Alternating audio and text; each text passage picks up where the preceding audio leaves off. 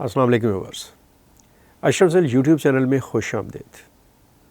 कुछ दिन तातुल रहा, कुछ मेरी अपनी को तबीयत थोड़ी डिस्टर्ब रही, कुछ मैं हमारे कुछ एक दो दोस्त हैं वो कहते हैं कि आप बस जब आप रुकते ही नहीं हैं, व्लॉग करते रहते हैं, आपको हमारी कमी का ही एहसास नहीं होता।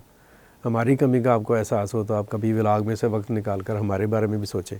तो मैंने कहा कि चले इसी बहाने उनको भी एहसास दिलाया जाए। बट ये चीज़ें जौन सी हैं ना, ये ऐसे ही साथ साथ हैं। एक्चुअल बात यह है कि इस एब्सेंस में ये जो गैर हाज़िरी हुई पिछले चंद दिन की, इंटरनेशनली और आप कह लें कि रीजनल लेवल के ऊपर पुलों के नीचे से बहुत सारा पानी गुजर गया, बहुत सारी चेंजेस आई, बड़ी ब्रिस्क तब्दीलियाँ, बहुत ब्रिस्क चेंजिंग जौन सी हैं वो इंटरनेशनली, ग्लोबली और रीजनली दिखाई दी। मसलन हमने ये देखा कि गज़ा में 2 साल के बाद एक पीस अकॉर्ड जौन सा है वो अपनी प्रैक्टिकल शक्ल में सामने आता हुआ दिखाई दिया। अभी लेटेस्ट 200 अमेरिकन सोल्जर जौन से हैं वो पहुंच गए हैं गज़ा में, जो कि इस अमल की निगरानी करेंगे, जिसे आप कह लें कि ट्रांसफ़र ऑफ पावर की, और वहाँ पे जो पीस प्रोसेस है उसकी, और जो लोगों को मदद देनी है उसकी। इसके साथ साथ क्या हुआ, मैंने पिछले दिनों में एक व्लॉग किया था कि आफ्टर लॉन्ग टाइम अफ़गानिस्तान के जो अबूरी हुक्मरान हैं उन पर से इंटरनेशनल जो ट्रैवल था उसका बैन जो सा था हटा। ये 30 सितंबर को यूएनओ ने, अक़वाम मुत्तहिदा ने तालिबान जो लीडर्स थे उनको आज़ादी दी कि वो दुनिया का सफ़र कर सकते हैं।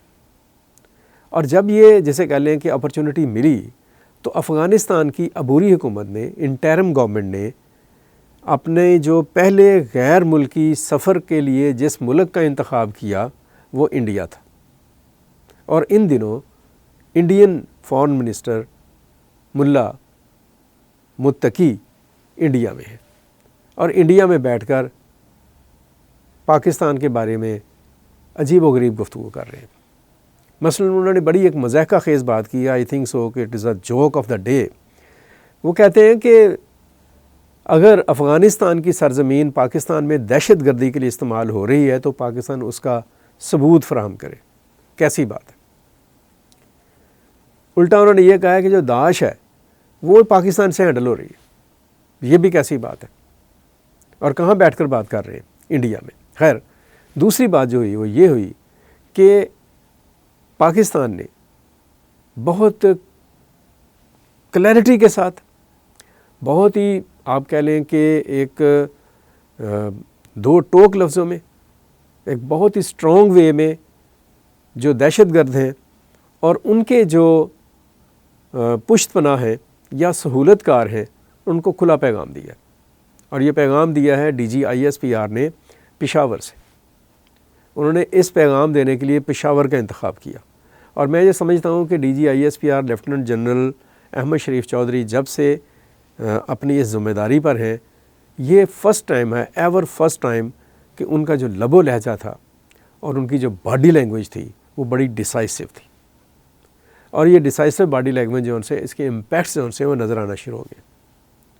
अफ़गानिस्तान में अभी तक तो मैं इसकी वेरिफिकेशन मैं नहीं कर सकता, लेकिन जो कालादम TTP है उसके जो लीडर हैं मुल्ला नूर वली महसूद, वो वासले आप कह लें कि कहीं हो चुके हैं, फारग हो चुके हैं, मारे जा चुके हैं। इसी तरीके से और भी बहुत सारी स्ट्राइक्स का पता चल रहा है।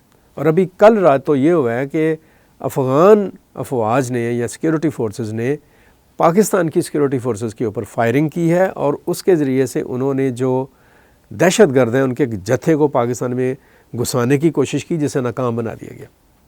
और ये जो टसल है ये एक नेक्स्ट लेवल की आप कह लें कि शक्ल इख्तियार करती जा रही है।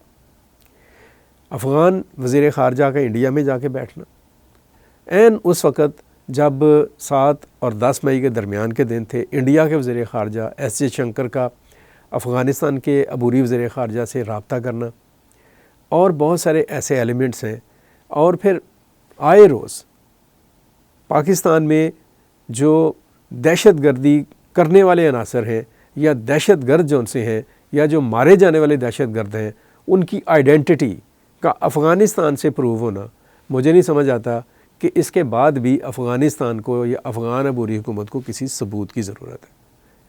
और अगर ये नहीं समझ आती ये बात किसी को भी, तो फिर समझ में आने वाली बात ये है कि जब मुझे पता है कि मेरा मुजरम वहाँ पे बैठा हुआ है और वो ऐसा मुजरम है जो आए रोज़ मेरे बेगुनाह और मासूम लोगों को मारता है या मेरे सिक्योरिटी फोर्सेस को मारता है, तो फिर मुझे उसको मारने में किसी सबूत को फराहम करने की कोई ज़रूरत नहीं होनी चाहिए।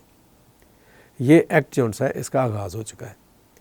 इस एक्ट की इम्प्लीमेंटेशन पाकिस्तान के अंदर भी हो रही है।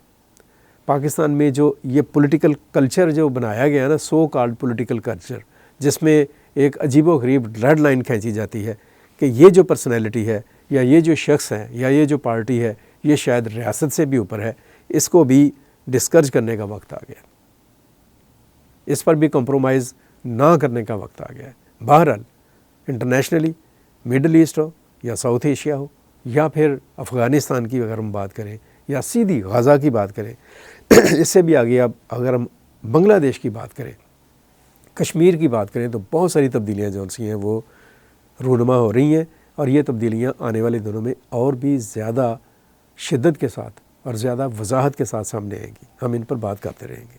अब तक के लिए इतना ही, मुझे इजाज़त दीजिएगा। अपना ख्याल रखिएगा, अपनी आरा से आगाह करते रहिएगा। अल्लाह हाफ़िज़। पाकिस्तान पाइंदाबाद।